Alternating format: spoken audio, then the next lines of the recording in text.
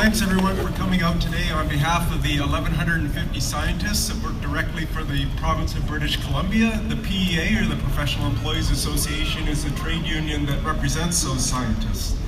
Today I'm going to talk about the importance of science in public policy and talk about the importance of making sure that our scientists are not muzzled. Evidence for Democracy, who is helping coordinate these marches across Canada today, recently released a comprehensive study based on a survey of those 1,150 scientists on what's happening with science in the province of BC.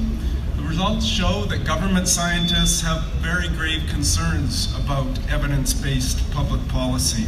In fact, half believe that political interference compromises the government's ability to develop programs, to develop policies, and to develop laws based on scientific evidence. We know that from our members that political interference can take the form of end runs to the minister's office. We've had agrologists taken off of residential land development projects where the science told them that proceeding with the residential project would drain surrounding farmlands of the water, on those lands, the water table. We've had managers force professional foresters reports of non-compliance of forestry companies based on the forestry company going to the minister's office. There are lots of other ways that the Liberal government has ignored science in British Columbia. In the early 2000s, they passed a suite of laws that in essence gutted the laws and regulations applying both to the environment and the natural resource development in British Columbia.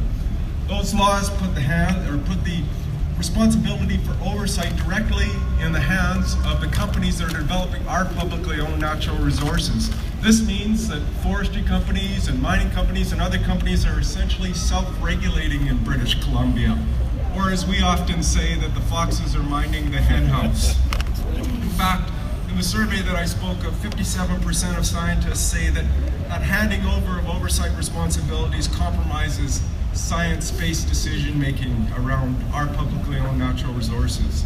Another shocking example of the Liberal government, the BC Liberal government's disdain for science, is the fact that they've cut 25% of the scientists working for the province over their tenure here in British Columbia.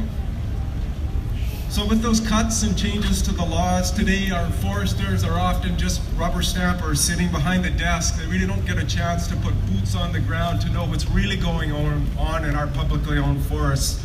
Our veterinarians and agrologists receive little to no support to keep up on the latest science around animal to human-borne disease transmission.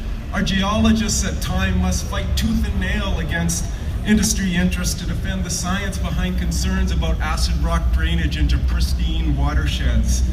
The same concerns that I'm talking about today are reflected in a host of reports by various independent watchdog agencies in British Columbia. Check out what the Auditor General has to say, BC's Ombudsperson, the BC Forest Practices Board, and the Environmental Law Centre at the University of Victoria. We must be able to avoid preventable disasters like Mount Foley. The Auditor General points out and attributes a complete lack of geotechnical inspections in some years and almost no compliance and enforcement out of the Ministry of Energy and Mines as factors that led to that disaster that poured 25 million liters of mining sludge into a pristine lake. And taxpayers, we learn now, are on the hook for $40 million of cleanup costs. I'd point out that Stephen Harper was called out on the carpet for muzzling scientists in the federal context. The E4D study that I spoke of points out that only 3% of scientists in British Columbia can speak to the media without permission, and in fact, fully 1/3 of them can't speak to the media under any circumstances. So I ask you if that sounds like scientists in British Columbia are muzzled.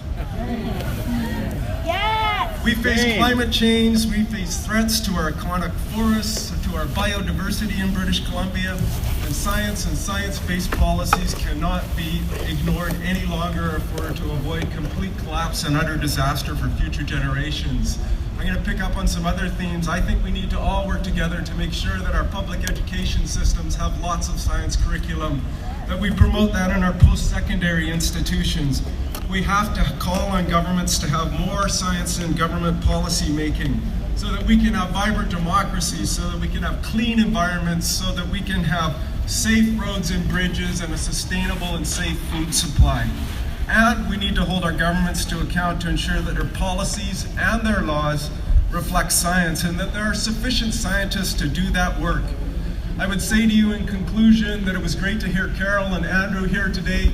We have some very clear choices ahead of us on May 9th, and I'm hoping that people in British Columbia will realize the importance of a change around science and public policy. Thank you very much.